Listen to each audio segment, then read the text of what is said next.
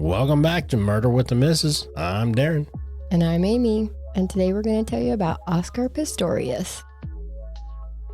Don't forget to smash that like button. Check out the description for the links of all of our podcast platforms, Cash App, and Buy Me a Coffee. Like, share, subscribe, and don't forget to tell your friends. Welcome back. Yeah, happy VD, y'all. Yeah, happy Valentine's Day. It is Friday.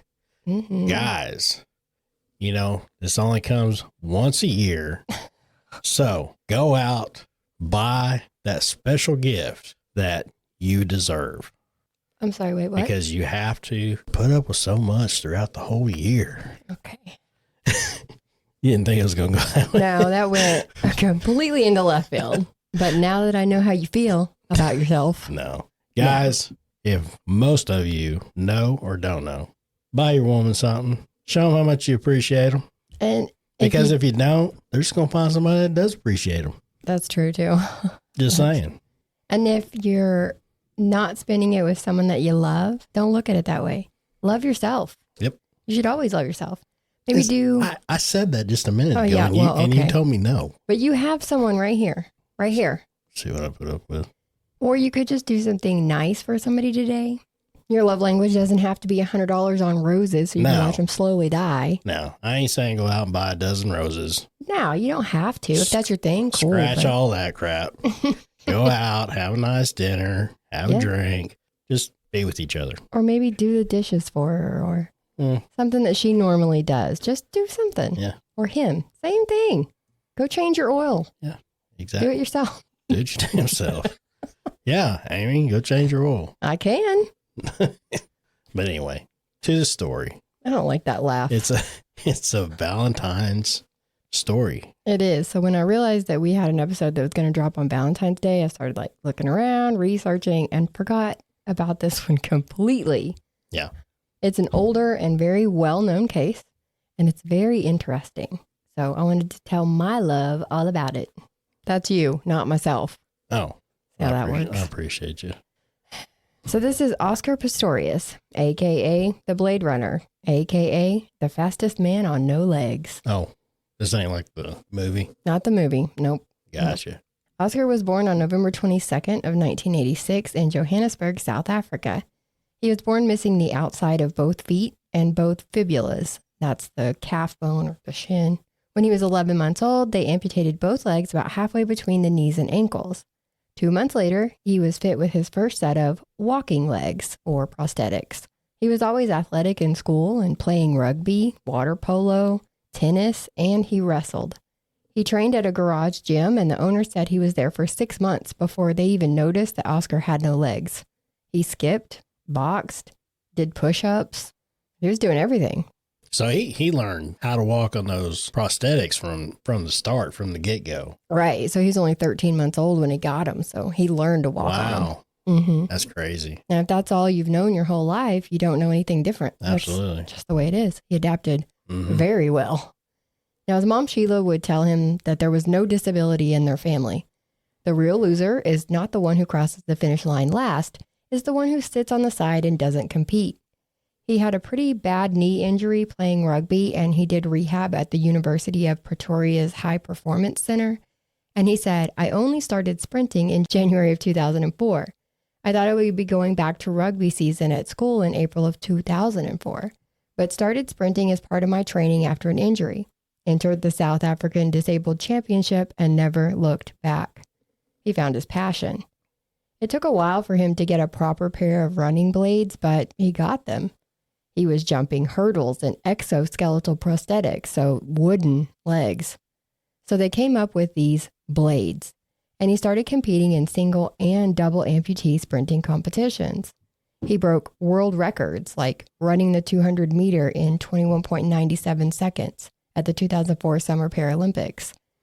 He did the 400 meter in 47.34 seconds in 2005 at the Paralympic World Cup.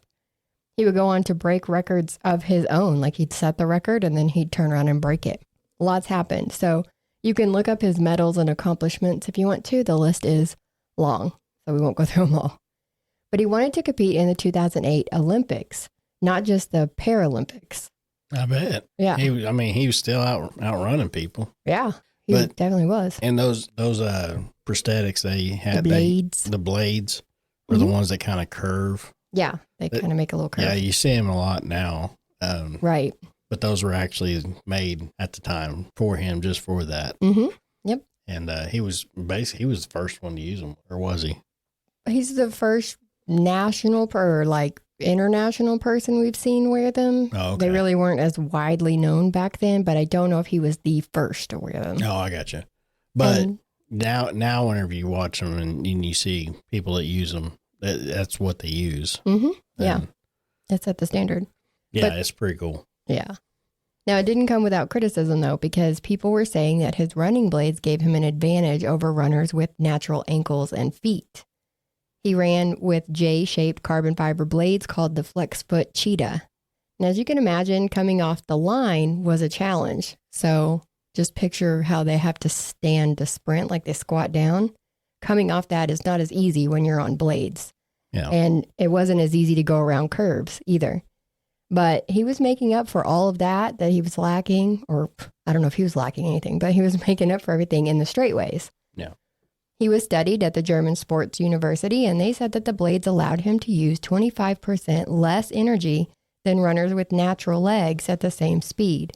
And that led to vertical motion combined with 30% less mechanical work for lifting the body. So they're saying, yeah, he's getting an advantage.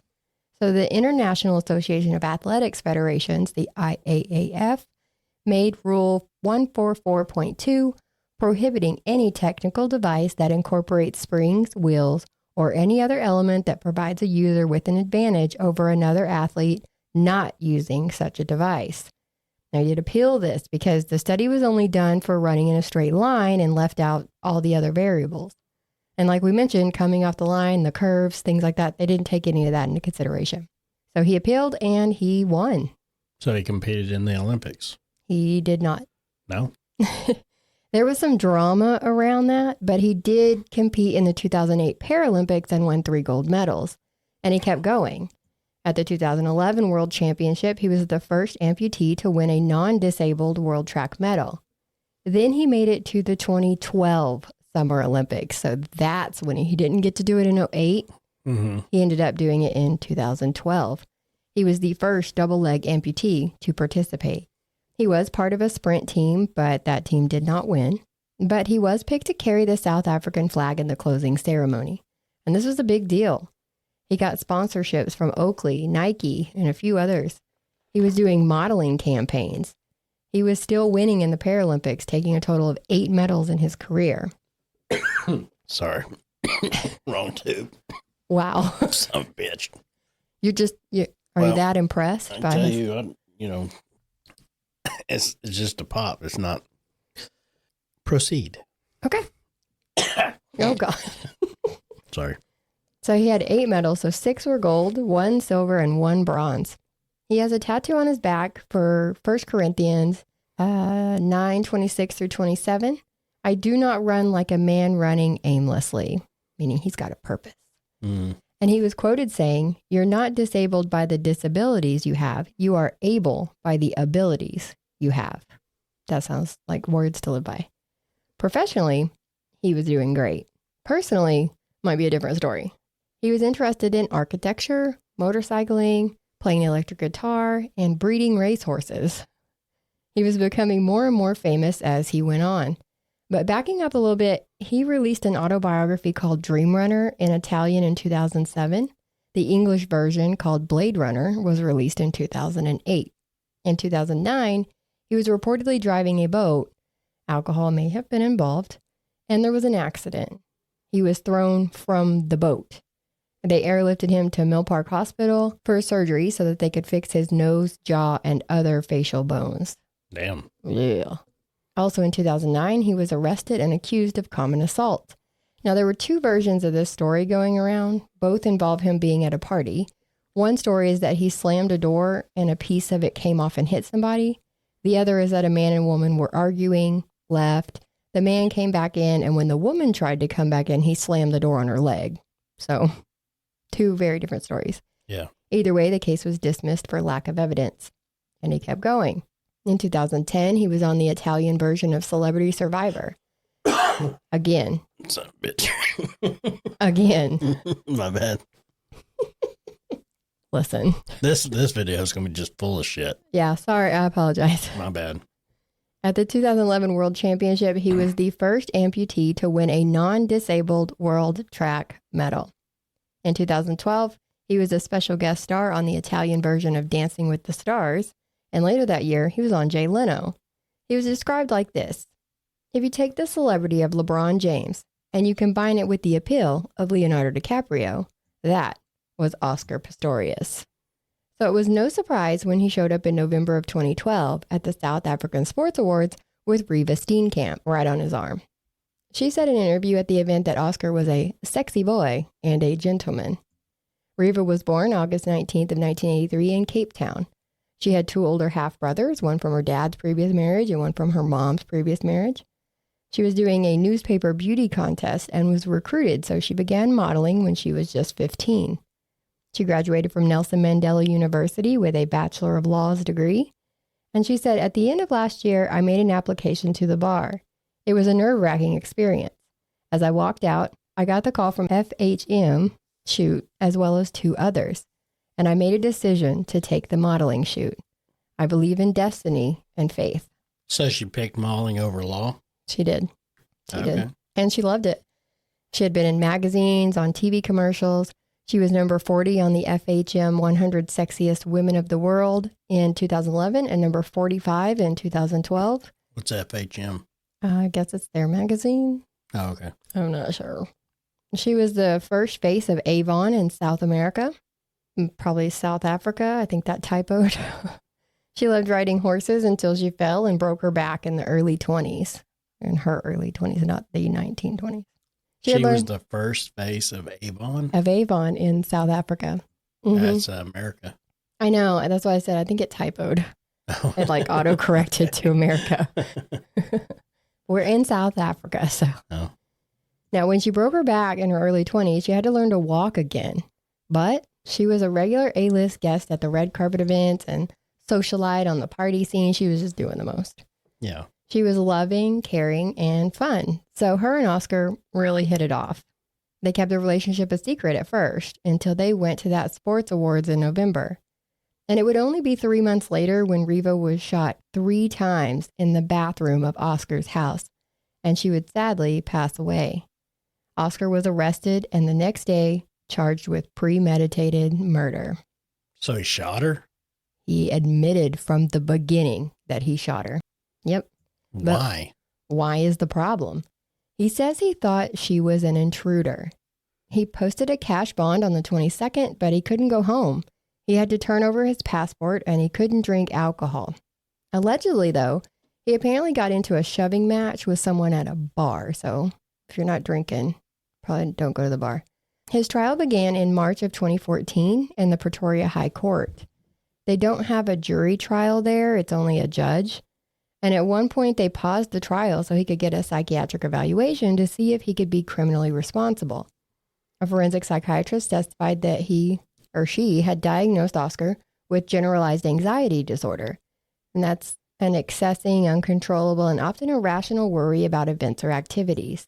They ruled that he did not suffer from a mental illness or defect that would have rendered him not criminally responsible. So the trial went on.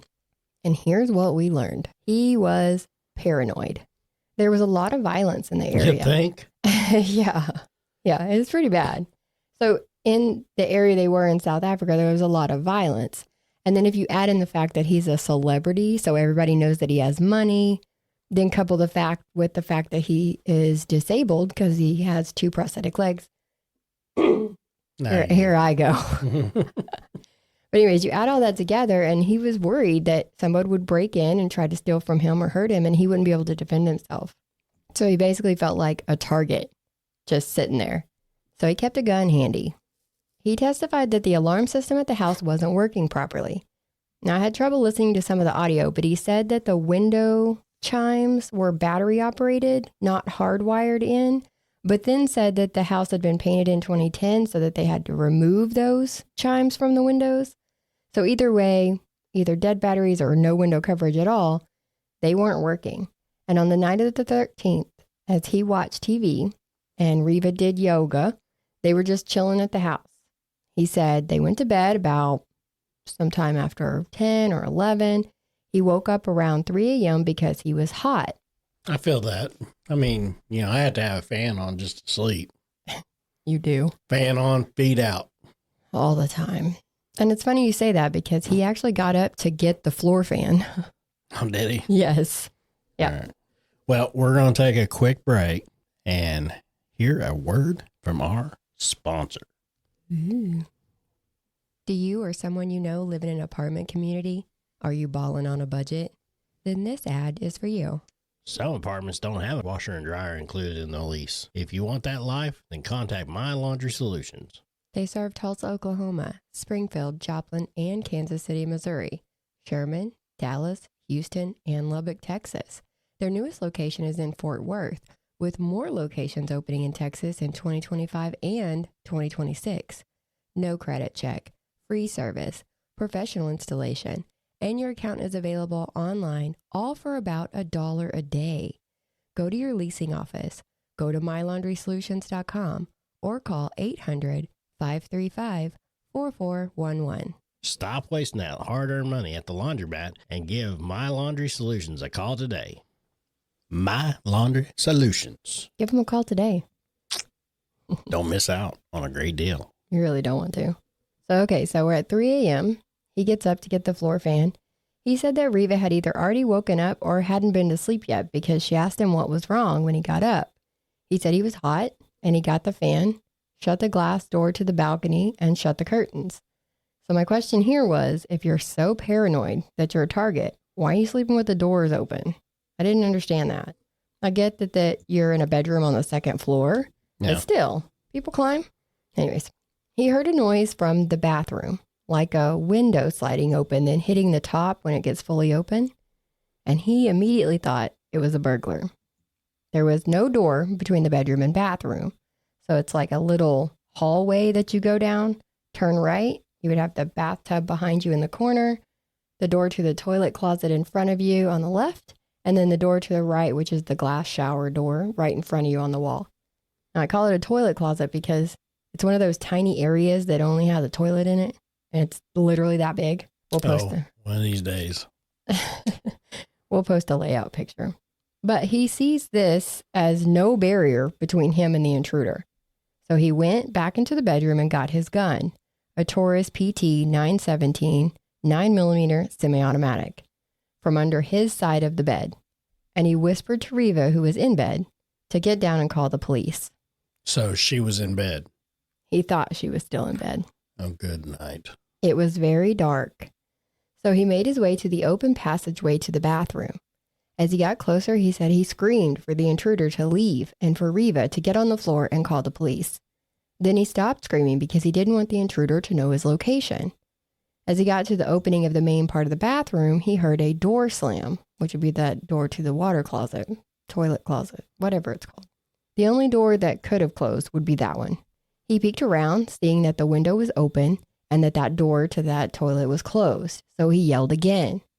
He heard a noise inside the toilet closet and he just started shooting. Oh, wow. Yeah. He said he did 2 double taps, so 4 shots in rapid succession.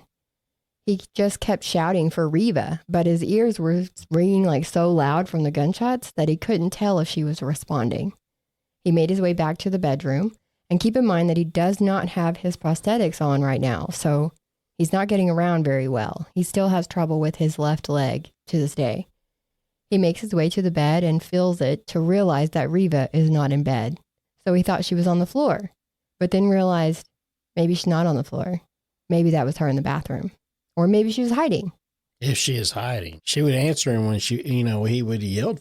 You would think so. Right. When he's yelling, she'd say, "It's me. I'm here." Something. But he's in a stressful situation, so he's not thinking like that. Or maybe she was scared. So he went to the sliding glass door and felt the curtains to see if she was hiding behind them. She was not. He went back into the bathroom and realized that the door was locked. So he went back to the bedroom. So he's back and forth, back and forth. He went back to the bedroom and opened the sliding door and yelled for help from the balcony. He put on his legs and then went back to the bathroom, finally turning the light on. So the light's been off this whole time. And he started kicking the door, but it didn't budge. So he went back into the bedroom again, and he got a cricket bat. He says he was screaming the whole time. Then he finally sat the gun down on the carpet, because he's been holding it this whole time, and hit the door with the cricket bat about 3 times. A plank came loose, so he pulled it and tossed it away and reached in to try to unlock the door from the inside, but the key wasn't in the lock. He saw the key on the floor, so he got it and finally unlocked the door and then cried over Reeva. He doesn't know how long he sat in the bathroom with her. She wasn't breathing. He was so emotional at this point on the stand that they had to actually stop his testimony. But he did reenact this all for the cops, and they videoed it. And you can actually watch that online where he's going through the apartment showing. His sister actually stood in for Reeva in that reenactment. But he showed that he awkwardly pulled her from the toilet closet, then picked her up and carried her downstairs. It was 18 stairs to be exact. Then he laid her on the floor where she would sadly die. Now, at some point in all of this, he had called the building manager, Dr. Johann Stipp. Although I did see reports that Johann had woke up hearing the gunshots and went to find out what was going on. Not that he had called him, but either way, he was the first on the scene. He said that she had no peripheral pulse, showed no signs of breathing movements, and her pupils were fixed and dilated. He did a jaw lift maneuver to try to open her airway, but it was too late. Yeah. I don't believe that story. You and everybody else. I don't believe that. Neighbors did testify that they heard screaming coming from the house before the gunshots, but it was the petrified scream of a woman. So was that Oscar yelling at the intruder and Reeva? Was the question. My guess is that he was yelling and towards the bathroom and she was yelling back like, it's me. Maybe. You said he was drunk, right? No. But he was before he went to bed. No. He was watching TV and she was doing yoga. They were having a normal at-home I thought night. you said he had drinks before he came home. Nope. I said he had drinks when he wasn't supposed to after he got out of jail because he got in trouble for getting. And then they was watching TV while she was doing yoga. This was totally different days. Oh, my bad. No, on this day, there was no reported drinking. Just normal night at home, chilling, went to bed at a decent time. Was he on any kind of meds? Nope. Now, his ex-girlfriend, who he dated for 2 years, one he actually left for Reeva, she was under the impression that they were still together when she saw Reeva and Oscar on TV at that sports awards thing in November. And was like, oh, I guess we're over. She testified that he screamed at her a lot in their relationship, and he definitely sounded like a man. So there would be no way for them neighbors to mistake his scream for a petrified scream of a woman. An acoustic engineer said that people's ability to differentiate between a male and a woman screaming isn't always reliable. But gunshots might be different. He said, 4 shots in rapid succession, remember? Dr. Johann backed that up. He said, that's what I heard, 1, 2, 3, 4. But all the other neighbors said that there was a pause after the first shot. So there would be 1 pause and then 1, 2, 3 in succession. Now, why is that important? A couple of reasons. That would be extremely painful to get shot. And I would imagine if he shot once and then paused, she would have had a chance to scream or make some kind of noise that she had been hit. Yeah. I mean, unless she's in complete shock. But the most important, if you fire 4 in rapid succession, there would be no time for your victim to move, right? But ballistic experts testified that she was hit with 3 bullets. The first went through her hip, breaking it. So yeah, I imagine she probably yelled out. She fell back onto a magazine stand, so almost in a seated position. The second bullet missed her, hit the back wall, fragmented, and some of that hit her in the back, causing bruising.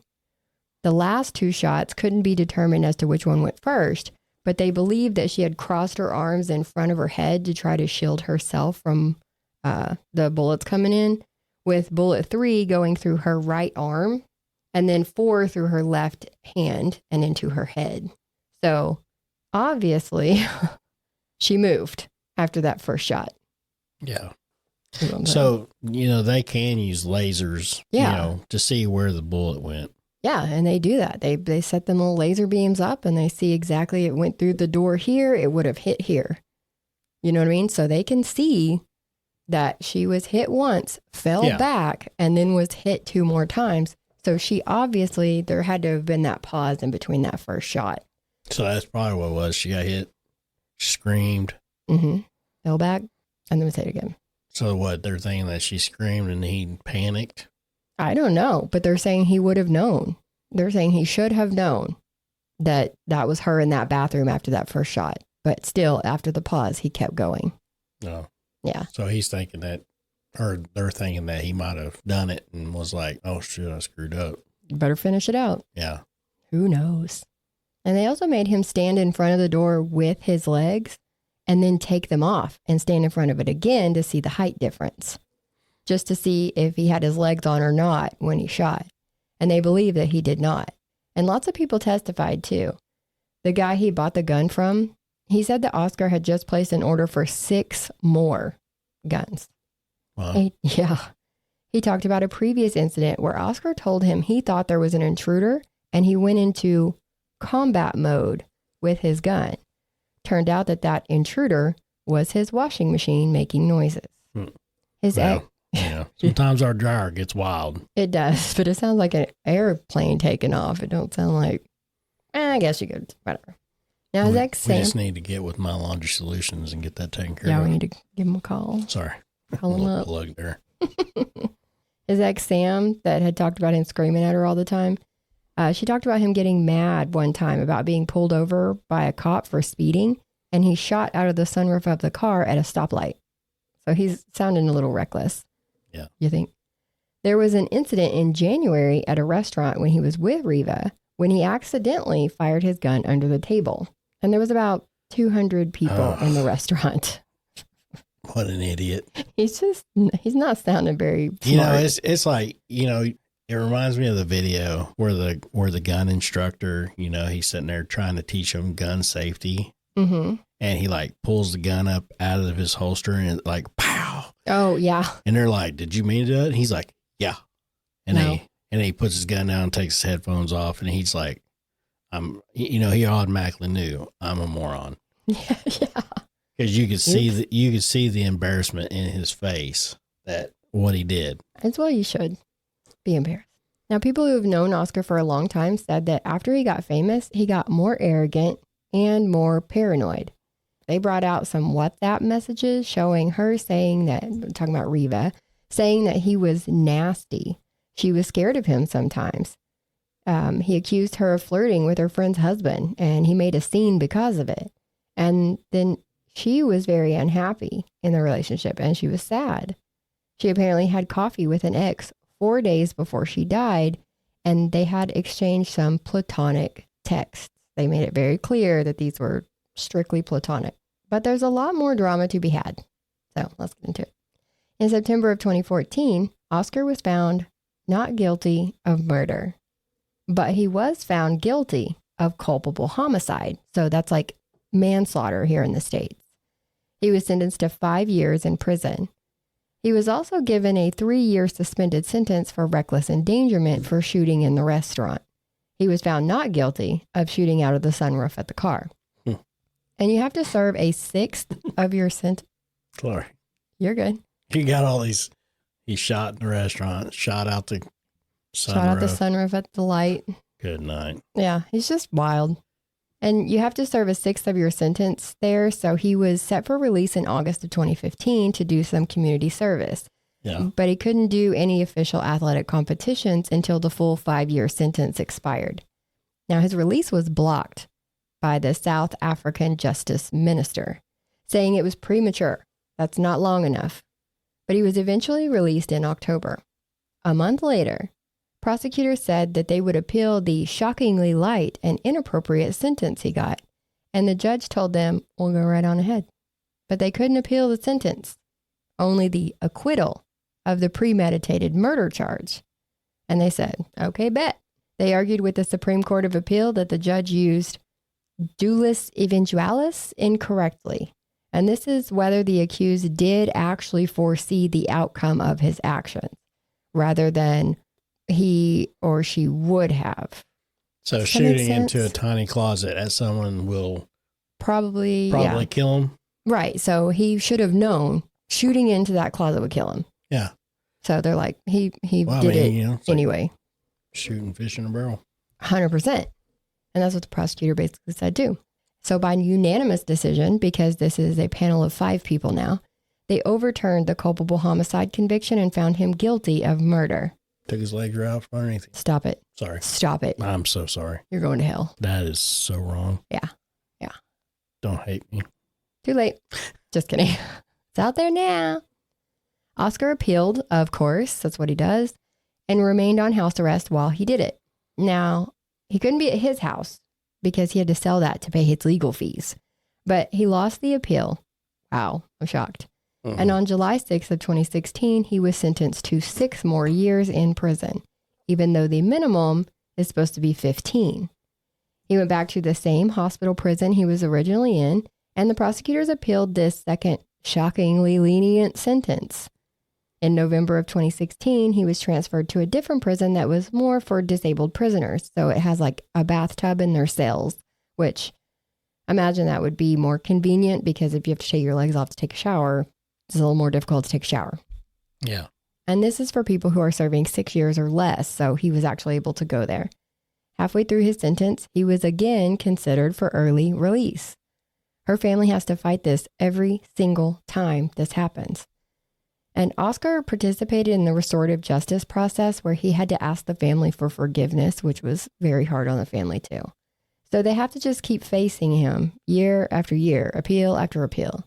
It would be November of 2017 that instead of parole, his sentence was increased again to 13 years and 5 months. And that would equal out to a minimum 15-year sentence like he was supposed to get the first time. Oscar appealed again, and it was denied again. So it was in November of 2023 that he was finally granted parole, and he was released with conditions on January 5th of 2024. So he's out now? Yeah. Got out a year ago. But see, I understand that the sentencing was light.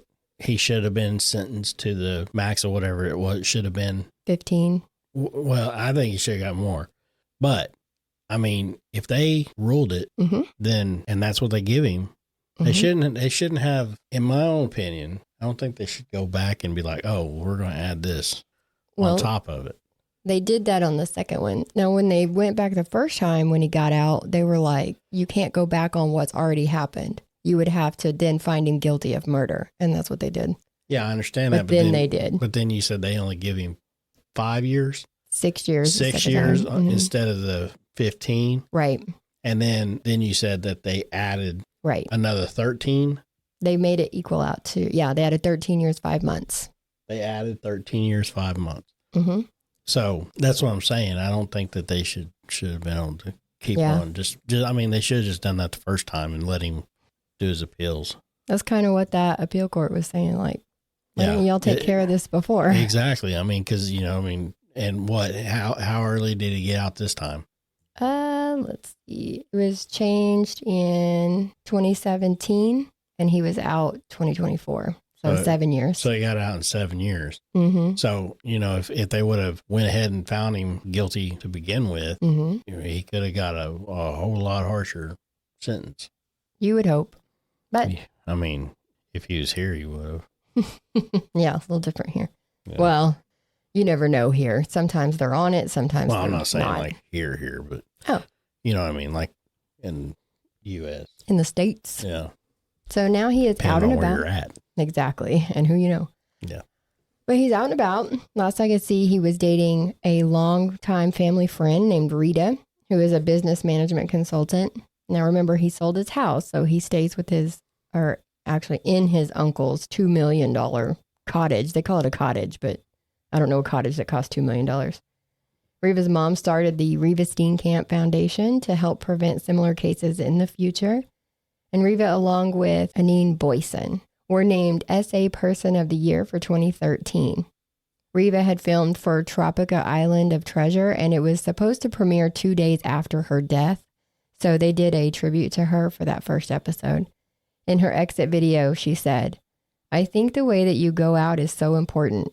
You either made an impact in a positive way or a negative way, but just maintain integrity and maintain class and just always be true to yourself.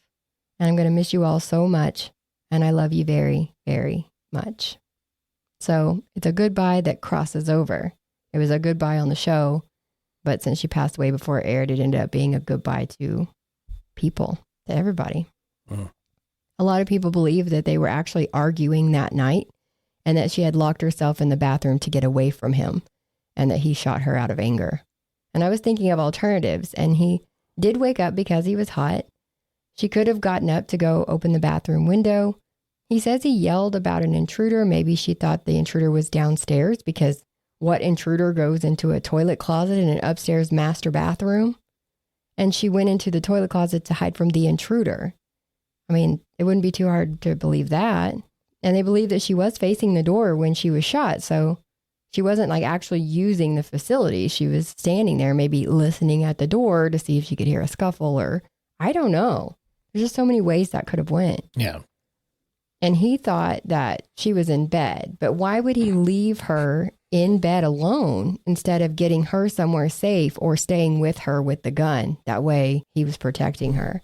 Yeah, exactly. I just don't think it happened the way he said it did. I don't either. Nobody does. You know, that's why I think maybe he was drinking that night, and you never know. Or something. I mean, it could have been anything, but yeah, it's all speculation anyway. But all at this point. Yeah. But that's where the case is. He's out doing whatever. Yep. He's out. I don't think he served as much time as he should have. No. And it was Valentine's Day. Just so sad. Yep. So if you like the content that we do and want to support the channel, we do have a Cash App.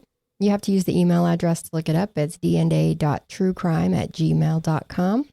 And buy me a coffee at buymeacoffee.com/MWTM. Like, share, subscribe, and hit the notification bell to let you know when the new episodes drop. Sorry, that was a mouthful. But anyway, and always tell your friends as always. Yes. Okay? Till next time. Bye.